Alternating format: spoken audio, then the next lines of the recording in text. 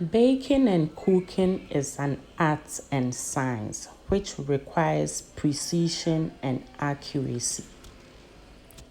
Getting recipes right requires the use of the appropriate measuring tools. And so today we are looking at some essential cooking and baking tools that will help us in our kitchen and in our baking as well. Stick and stay as I take you through them individually. The first most important measuring tool for every beginner in baking or cooking is the measuring spoon. The measuring spoon comes in different types and colors. Some are stainless steel, some are plastic. And the plastic too, you will get different types. But any shop that sells baking things and tools, when you go there, just ask of measuring spoon. We have the 1 tablespoon. It's set, so you are not buying it one. You just take the set. It comes in a tablespoon, half tablespoon, a teaspoon, half teaspoon, quarter teaspoon, and then 1/8. So this is the measuring spoon. When any recipe calls for a spoon, it is not talking about your normal spoon that you use in the kitchen, but the required measuring spoon for baking and cooking. So I have different types here. I have this, which is in a rectangular form. I have this other white one, which is round. And I have this one, which comes in colors, like rainbow colors. So on the market, I brought them here so you would know the different types that you meet on the market. So that is with the measuring spoon. You need a measuring spoon to help you get your recipes right. The next most important tool in the kitchen for baking and cooking is the measuring cup. Again, the measuring cup also comes in different shapes and sizes. You can get some in a stainless steel form, plastic, and with the plastic it comes in different colors as well. So sometimes if you are lucky, when buying the measuring cup, it already comes with the measuring spoon. This, for instance, when I was buying, came along with the spoon. So it depends on where you buy yours, but these can be bought from any baking shop that has baking tins and baking tools for sale. The measuring cup too comes in 1 cup, a half cup, a quarter cup, and 1/3 cup. So anytime you hear or you see a recipe calling for 1 cup, it's not any other cup than the measuring cup you see. So this is a good investment to invest in, so as to help you get your recipes accurately. On the measuring cup, we have another one, which is like this, as big as this. It is also important because sometimes recipes have liquid measurements. Let's say when you are measuring milk, oil, or something, which are always measured in millimeters. Millimeters means that you won't get it using the cup. But sometimes when you are lucky, when it states it's in the liters, it will give you the cup equivalent. So if it gives you the cup equivalent, then you can do with the cup. But in a case where you are not given the cup equivalent, then this comes in handy. So with this, it will tell you the ml column, the ounces column, the cup column, and the pint. Sometimes recipes come in pint, and then it has the grams. So it has even indicated it on it. the flour. You see they've written flour, and then they have written sugar, and they have written liquid. So liquids are most of the time measured in the ml and the ounces. And then when it calls for cups, so this is many parts in one. And then most of the time you can find it in plastic or in glass and the likes.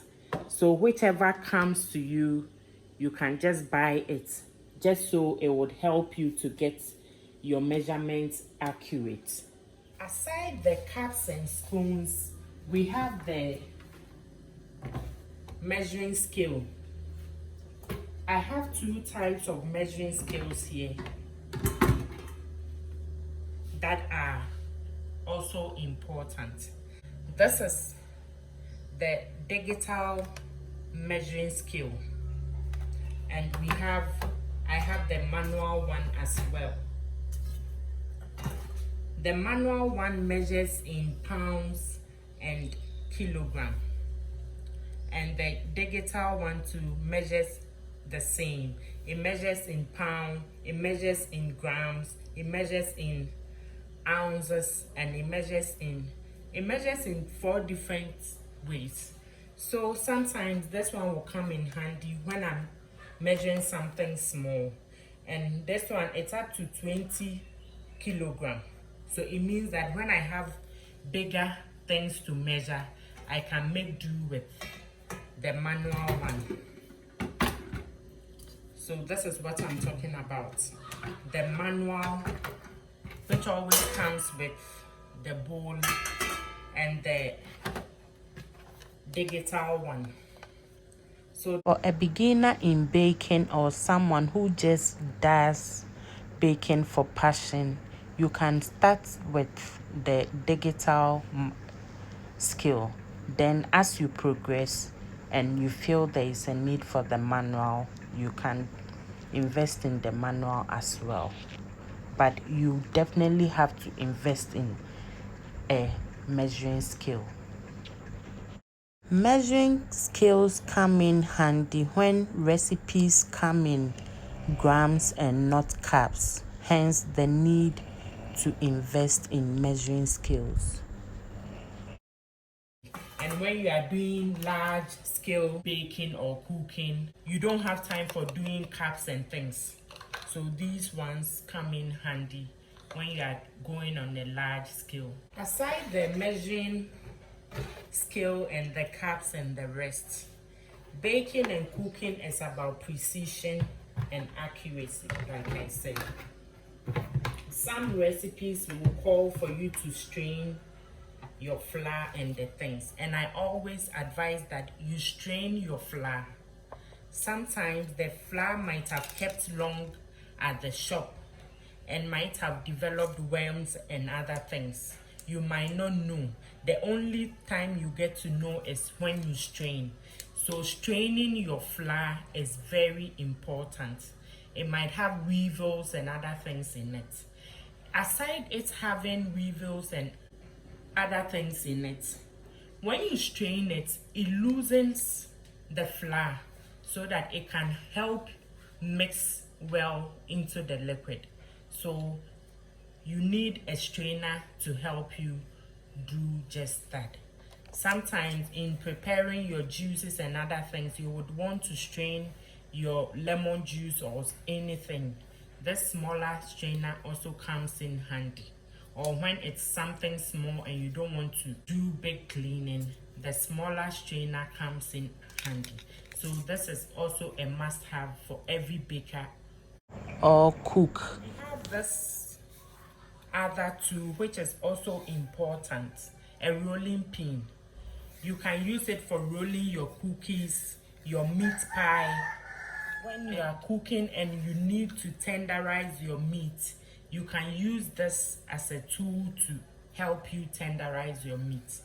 So rolling pin is also an important kitchen tool that every baker or cook must have. We have the plastic the silicone, and different types of spatulas that you must have in your kitchen as a baker or a cook. They can be used in mixing cakes and stirring ingredients, folding in ingredients, and the likes. So this is a must-have for every beginner or anybody who likes baking or cooking. Aside the spatula, you will need a whisk for stirring the flour and mixing, for whisking the eggs and anything that will call for whisking in your baking journey or your cooking journey. This is an important tool and a must-have. Mixing bowls are in different shapes and types. We have this, we have the round, any plastic bowl that you dedicate to your baking and your cooking. Mind you, you can't use something you use for meat and pepper for baking. There will be transfer of smell. So you have to dedicate mixing bowls for cakes, cake and baking. And you have to get a mixing bowl for cooking so you don't transfer the smell and other things. They come in different shapes and types. You can get a glass one, and then you can get plastic. Any of them is fine. Lastly, for every baker, you need a hand mixer to help you and aid you to be fast in your baking and your cooking. A small hand mixer that would help you in creaming your margarine and your sugar is also important in your baking journey. So these are the few tools and must-haves. Like I said, it's not just for someone who intends to be a professional baker, a commercial baker, or a commercial cook, or a professional cook. It's as important for even somebody who does baking for just her family. It would help you to get your recipes right all the time.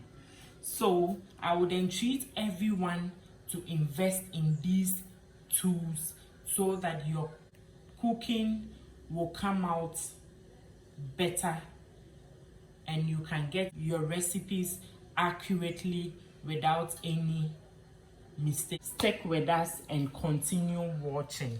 If you like this video, kindly subscribe to the channel, like and share our videos. Click on the notification bell so that when we upload any video, you will be prompted. Thank you for always supporting us. See you in our next video.